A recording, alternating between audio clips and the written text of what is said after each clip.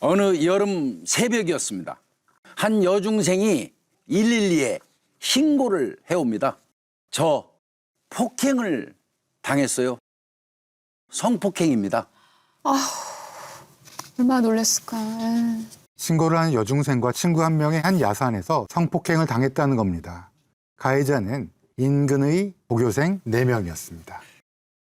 피해자들이 다음날 신고를 했기 때문에 가해자들을 바로 검거할 수 있었습니다. 아, 다행이네요. 그런데 이제 이 사건을 검찰에 송치하기 전날이었습니다. 가해자들끼리 이제 조용히 언쟁을 하고 있더라고요. 야, 그건 모르는 것 같지? 그거 걸리면 다 죽어. 아무래도 이상하더라고요. 주변 친구들을 만나서 이야기를 이제 해봤습니다. 이 사건을 저지른 박주혁, 차인수, 최호진이 1년 전에 또 다른 여중생 2명을 같은 야산에 끌고 가서 집단 성폭행을 했다는 겁니다. 처음이 아니었네요. 이제라도 가해자들을 바로 추궁을 해야 되지 않나요? 문제는 제3자의 진술밖에 없는 그런 상황인 거예요. 주변인들을 이제 상대로 탐문하던 중 피해자 이름을 얼핏 들었는데요. 전년도 하반기부터 거의 이제 학교에 나오지 않고 있는 이제 학생을 발견했습니다. 학생 이름이 이제 김혜정이었습니다. 그래서 조심스럽게 사건에 대해서 이제 물었더니 아무 말도 하지 않았습니다. 김장수 형사님께서 3번이나 더 찾아갔습니다. 그러다 혜정 학생이 한 달 만에 울면서 속에 있는 말을 꺼내놨는데요. 작년 9월경 동네 일진 고등학생들에게 피해를 당했다. 나보다 친구 예슬이가 더 만취해서 피해가 심했다라는 거예요. 더 피해가 심했다던 이제 예술 학생을 찾아갔습니다. 이제 그런데 이 상황이 아주 좋지 않았습니다. 밥을 먹으면 자꾸 토하고 집 앞 슈퍼도 나가기도 꺼려하고 아무 말도 하지 않고 막 짜증을 오히려 내거나 물건을 뭐 집어던진 거나 소리를 질렀다고 하고요. 정신과 치료라도 받으려고 했는데 그마저도 거부를 했다고 해요. 김장수 형사님이 몇 주 간격으로 예슬 학생을 계속 찾아갔습니다. 아저씨, 그냥 가세요. 할 얘기 없어요. 그렇게 예술을 찾아간 지 한 6개월 뒤 목소리를 들었고 9개월 만에 이제 예술을 이제 처음 만날 수 있었습니다. 그렇게 한 1년이 지나고 아저씨, 저 도와줄 수 있어요? 오빠들 소리가 너무 무서워요. 그러던 어느 날 예슬이 어머니가 전화를 하셨어요. 예슬이가 부모님께는 말 못하지만 형사님께는 말을 하겠다고요. 전화를 끊고 이제 곧바로 예술이한테 달려갔습니다. 하지만 시간이 많이 지났기 때문에 진술에만 의지해야 했는데요. 피해자들이 당시 술에 취해 있었기 때문에 범인들이 누군지 몇 명이었는지 제대로 파악할 수가 없었어요. 사건의 진상은 이렇습니다. 피해자 중 한 명은 팔을 다쳐가지고 병원에 입원을 하고 있었어요. 어느 날 저녁에 외출을 한 뒤에 다른 친구들을 이제 만났던 거예요. 한창 호기심이 넘치는 나이다 보니까 슈퍼에서 캔맥주를 사서 골목에서 몰래 나눠 마셨대요. 근데 이때 길을 지나가던 고등학생 박주혁, 차인수 등 5명이 협박을 시작하게 돼요. 지속적으로 협박하면서 휴대폰 전화까지 저장해뒀다고 합니다. 그러던 어느 날 고등학생 중 한 명이 피해자에게 전화를 걸어서 불러냈습니다. 너무 무서워서 나갈 수 없다라고 했는데요. 그러자 빨리 안 오면 학교 생활 괴롭게 만들겠다라면서 협박을 해왔습니다.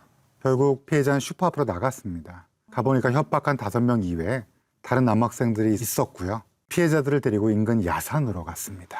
그리고는 억지로 술을 먹였어요. 술을 억지로 먹이는 도중에 또 다른 친구들에게 좋은 기회가 생겼으니까 빨리 와라 하는 전화까지 했습니다.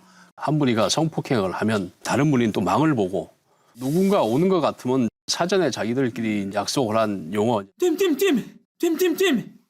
띵띵띵 뭐 이러는 이제 신호를 줬고요. 네가 먼저냐 내가 먼저냐 하면서 순서를 정하기도 했다고 합니다. 피해자들이 기억을 잃었다가 깨보면 계속 다른 누군가 성폭행을 하고 있었고요. 아, 정말 진짜 나쁜 놈이겠다. 어디 진짜. 그런데 며칠 후에 이 가해자들은 피해 학생들에게 다시 전화를 걸어서 산으로 불러냅니다. 이 소녀들은 어떻게든 이제 나가지 않으려고 했어요. 그렇지만 나오지 않으면 집으로 찾아가겠다.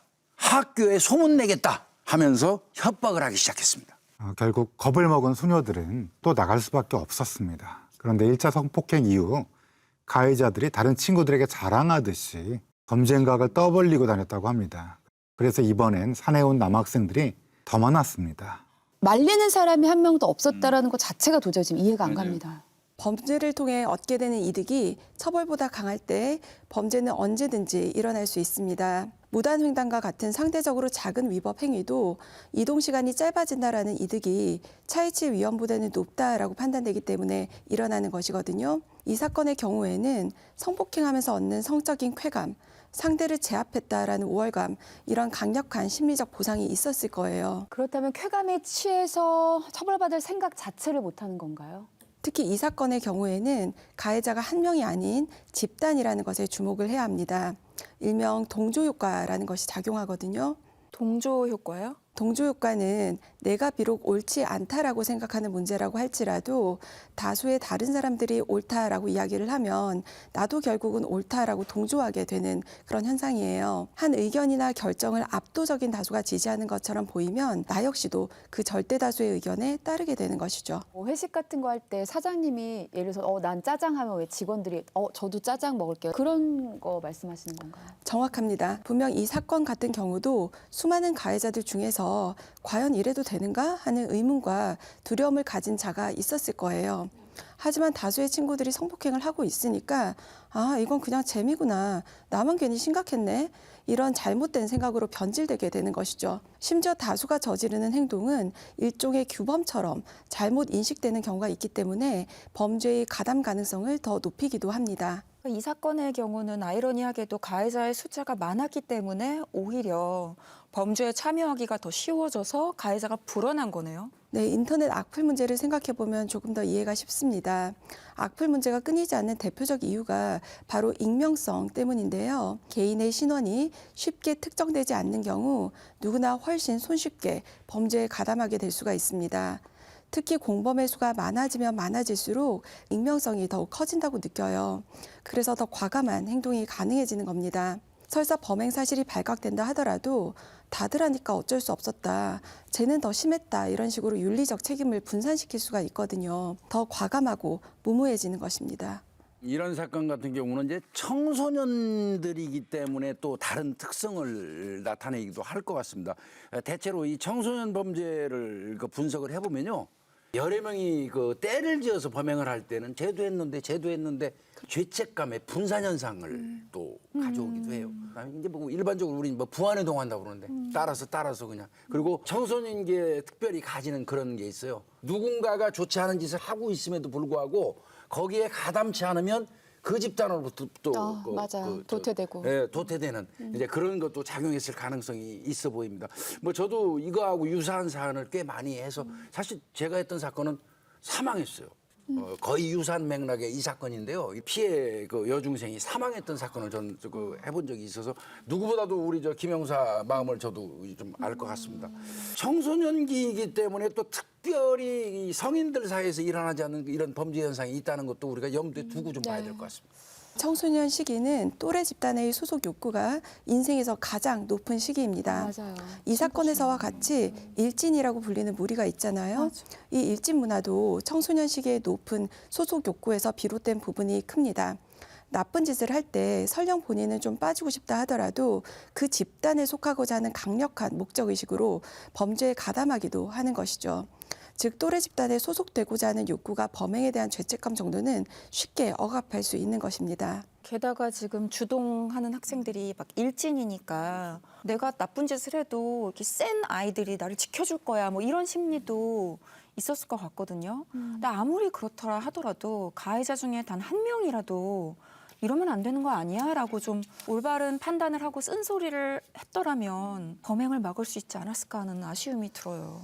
근데 저도 아이를 키우는 엄마로서 정말 고민이 많이 됩니다. 모두가 다 얘라고 해서 아니요라고 말할 수 있다라는 게 쉽지가 않은 건데 이걸 맞아요. 어떻게 가르쳐야 하는지 참 쉽지 않은 상황 같아요. 사실 동조효과는 생각보다 작은 변화로 쉽게 무너집니다. 동화 벌거벗은 임금님에서 한 아이의 임금님이 벌거벗었다라는 그 말 한마디로 임금님의 우스꽝스러운 행차는 끝난 것처럼 말입니다. 실제 실험 결과에서도 동조하지 않는 사람이 단 한 명이라도 있다면 그 동조 효과는 4분의 1로 줄어드는 것으로 나타났습니다. 청소년 집단 범죄에서도 단 한 명의 용기 있는 선택의 힘이 범죄를 방지할 수 있다는 사실이 매우 중요합니다.